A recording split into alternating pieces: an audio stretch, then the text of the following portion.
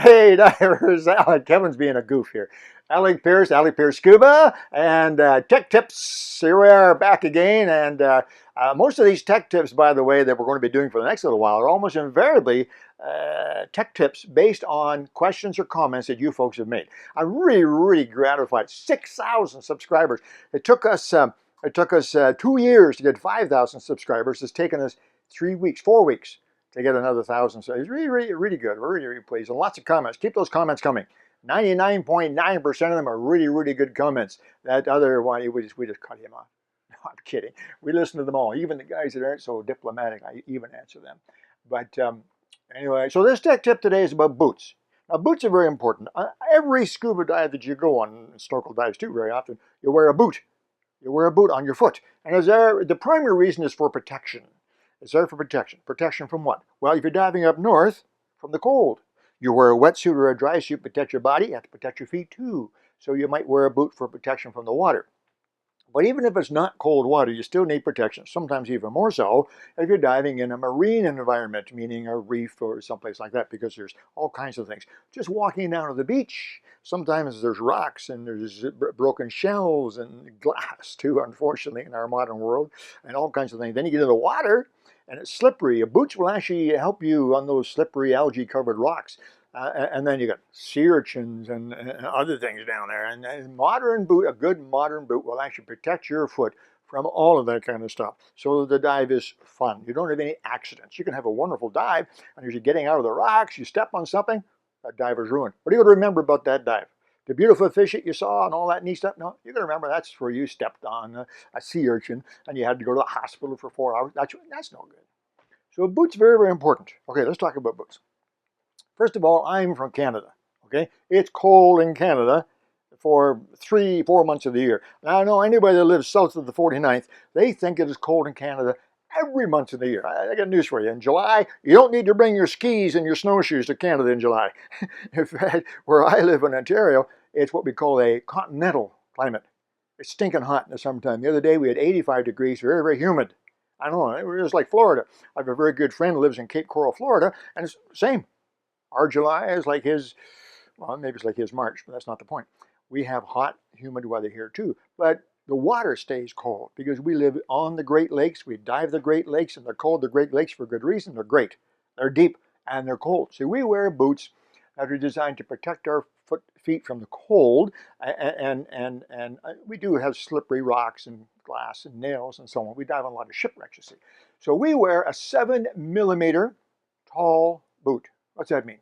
Well, that's a pretty standard boot. If you go into a dive store and say, I want a boot for diving in cold water for protection, the guy will pick up something like this. Not like this. He'll pick up something like this. It'll look like this. 7mm. Now, to be perfectly honest, technical, so you guys are so precise. You're keeping me accurate. I love it. It's good. I make a little slip up, and you're right on me. That's good. It's actually 6.5mm, but let's not argue about a 0.5 mm. I'm not even sure how much that is. That's probably about a 1/16 of an inch, but anyway, it's not real. They're 6.5mm. They're called 7mm cold water boots. They look like this, okay? And they are neoprene, just like your wetsuit is made of foam neoprene. It keeps your foot warm. But they have a few more things. First of all, most modern boots, they didn't used to, but most modern boots now have a zipper. So you can slip your foot into it easy and zip it up. The zipper has one problem, besides the fact that you have to be careful with them, lubricate them once in a while, even though they're plastic. A little bit of silicone spray once in a while is good for them, to keep them free. And certainly if you dive in salt water or sandy beaches, a lot of walk-in dives, and you get sand in here, it'll ruin them. But they have a zipper. But the problem with zippers is not that they can break, but that with the zipper, water can go through. So now you defeated the warmth. It's gone. Not with these boots. Look. Yeah, they have on the inside a flap. There's a name for this thing. I can't think of it right now. But they have a flap in there so that your foot is completely encased in neoprene, you see. And your foot goes in, and you zip the zipper up, and you're toasty warm in this boot. How does it protect you from the environment? Well, most of these boots have some type of a sole, a rubber sole. Now, this is not a hard sole. This is not a government-approved work boot. There's no steel toe or steel. No, none of that. It's quite flexible, you see. It's quite comfortable to walk in, but this is actually quite hard. You'd have a tough time getting through that even with a dive knife, unless it was razor sharp. Or sea urchins won't go through this. Broken shells, definitely not. And you see that they have a pattern on them, some type of a tread. We'll call it a tread. And so these actually dig through the rocks and hit the rocks. So that sometimes it'll, even on algae covered, those really slippery green rocks, sometimes they'll grab as well. So that's good. A fairly heavy sole. Now you notice that the sole does not come up a long ways. It doesn't come up too high. Because if it came up too high in the boot, now the whole boot would be stiff and it wouldn't be comfortable anymore.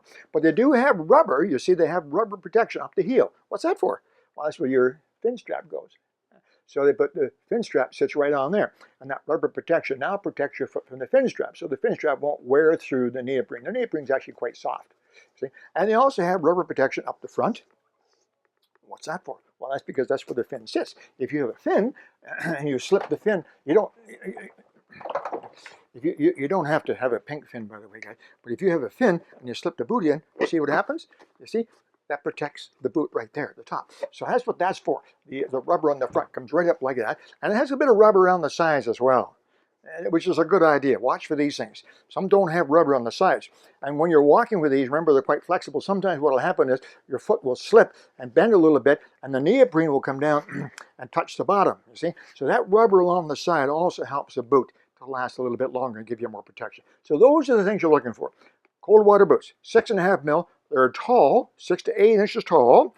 Your wetsuit, you don't want any skin showing, not in Canada, trust me. So your wetsuit will come down, and depending on the fit of the wetsuit and the boot, everybody's different. Okay, some people have big ankles, I guess, and some people have very small. So some people would put the boot over top of the wetsuit. Other people might find this more comfortable. It makes a better seal if they put the boot on and then fold the wetsuit down over top of the boot. There's no rule for that. It doesn't have one or the other. If someone's got different than you, don't laugh at them. It works for them. Doesn't matter. Whatever works best. But the point is that there's a good overlap of a couple of inches, so the cold water doesn't go through. So 6.5 mil for protection from the water.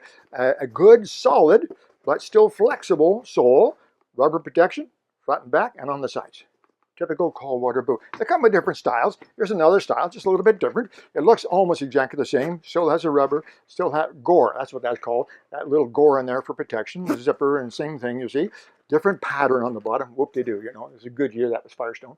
It doesn't matter really what the pattern is. Strong, flexible. Rubber on the front. It doesn't come up as far. You see that? It doesn't come up as far as that first one we looked at. That doesn't matter. As long as it protects the toes, gives them some protection. Protection on the heel. Now you see here, this was up higher than this one. Isn't that odd? They didn't put it up as high on the front, but higher on the back. Anyway, everyone's a little bit different. The reason why it's important that they have different, but we used to carry about 3 or 4 different styles in the store. So you walk into the store and you're a size 10. I'm talking to the guys right now. You're a size 10. There might be 4 different boots for you to try. You try all 4 of them. Oh, sure you do. If you have ever purchased a nice, expensive pair of Italian shoes, or maybe you're from the West and you wear, I'll call them cowboy boots. Out there they don't call them cowboy boots, they just call them boots. But you wear boots. You know that the fit is critical and that you have to try lots of them on to get the right fit. This boot, you see, is wider than this boot. Can you see the difference? Wide, narrow. So there's a big difference. You have to try on 2, 3 different ones in the right size. Then try other side. Try, if you're a size 10, try 9.5. Then try 10.5 here. It's just right. Make sure your heel's right in. Put your heel down like that. And walk around the store a little bit until you find one that's really comfortable. There's not really much difference. Other than this one. This is a little bit different. Whoops. Killing the service department here, Kevin. This is a little bit different. This one's a little different. Let me explain how it's different. Well, first of all, it still has a lot of things the same. There's a zipper that doesn't open. Oh, they got a... Oh, I guess I didn't notice that. There's a little Velcro tab down there. So now you can open the zipper. Put the zipper up, and then the Velcro tab comes over to hold it in place. Not a bad idea, I guess. I don't know if you can grab that with your gloved fingers. Maybe you can, maybe you can't. If it's a good zipper, you shouldn't really need that, but it doesn't hurt. Features to look for, huh? Little things to look for. Still has the rubber on the inside. This boot's a lot more expensive, okay? These boots run, 25 to 50 bucks maybe, depending. This would be about 60 or 70 bucks. What's the difference? Well, a little different styling. Little features. Tab to lock it. Look on the inside. It's kind of neat. You see on the inside right here, those blue, black lines, they're sticky. They're sticky. So you put your wetsuit and then put this over top. It actually grabs the wetsuit. It's a seal, if you like. Not a bad idea. Now, as far as the rest of this particular boot, it's much the same. Rubber in the front, rubber in the back, rubber in the sides. But what is different is the sole. Look at this. Okay. Just ring a bell. What I had Firestone and Goodyear. Now I've got Adidas. This is like a running shoe, isn't it? And it's quite a bit thicker. Sole is thicker. And it has really good support on the inside, just like a good hiking shoe would have. So this is a little stiffer too, lots of protection, but you have to decide, do you need that kind of extra protection and styling or not? That's entirely up to you. So go into the dive store, and they should have 2 or 3 different styles there in different sizes, and try them out, walk around a little bit. And if it's a really, really good dive store, and once you find the pair that you think are perfect, they say, okay, they should let you take those and actually take them and try them in their pool at the very least. If not, actually take them and go diving with them. As long as they get back in decent shape, they should take them back and let you try another pair of different size if you need to. They use these same boots in rentals, so there shouldn't be a problem. But I know some dive stores are not quite as cooperative as others. So there you go, 6.5, we'll call it 7 mil cold water boot, lots of protection. Now, oh, by the way, we call this a cold water boot, but I wear this in warm water too. I'm not wearing a big heavy wetsuit, but the boots are still working really well. They still protect your foot from the fin. They still protect your foot from the coral and the sea urchins and all that kind of stuff. So this boot is still worn down south. You don't have to have a cold water boot and a warm water boot. Some divers do, but you don't need to. You can wear these anywhere in the world. Sure, there's a bit of a joke about you can always tell a scuba diver when he comes back from holidays. Nice tan, white feet. Because scuba divers will put their boots on and leave them on all day. I know it looks kind of funny. And I'm not too sure about the cleanliness either, but that's another story. But they'll put these boots on and they'll head down to the pool, get their gear ready, and head over to the to the snack bar, get a snack and got the boot on. Then they'll wait for the boat, get on the boat, do the dive, walk around on the beach afterwards, go up to the bar, get it. And all the time they have the boot on. So at the end of the week, their whole body is nicely tan and white feet. Anyway, so there you go, cold water boots. Now, just so you know, for you guys that only dive in warm water, you wimps that only dive, I didn't mean that. No, I think it's wonderful you only dive in warm water. I think it's great. A little bit envious, actually. When we say that, we're actually envious. Well, there is a warm water boot as well. And there are different styles as well. There's a 5 millimeter, which is a little bit between the 7 and the 3. So there's different thicknesses. And again, it's really a matter of trying several until you find what's comfortable, what works in your fin. If you're going to buy a pair of boots, take your fins with you. Aha, didn't think of that, did you? Take your fins with you and make sure they fit, because the fin pockets are different. Every fin pocket is different. So here's a warm water boot, if you like, okay? You're not so concerned about the temperature of the water as you are about protection from the fin and the coral. So a warm water boot might look like this. No zipper, you don't need it because it's really stretchy. You can pop your foot in there, no problem. 3 millimeter, or it could be 5 millimeter, but it does still have that sole. Look at the sole. See? Same sole on the bottom for protection, right?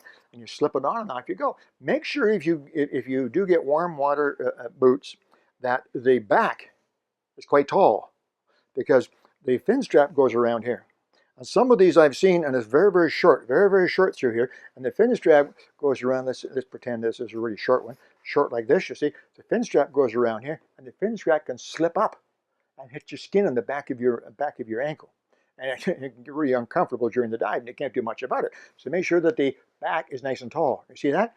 That's what you need. And here's another one, almost the same type, just a little different style, a little short. This is for a smaller one, and 3 mil. They have a little pull tab on the back, which is kind of handy, but it's too small to get a finger in. But anyway, you have to look at several and see what they look like. So there you go. Nice warm water boot and a really, really nice cold water boot. And there you know. Now you know all about boots for scuba divers. Well, I hope there was something in there that you hadn't thought of before that maybe help you when you're purchasing your boots or replacing your boots, and that you found something in there valuable to you. Make your dives a bit easier, a bit more comfortable. Okay, guys, that's it. Alec Peirce, Scuba, Tech Tips. Talk to you again real soon.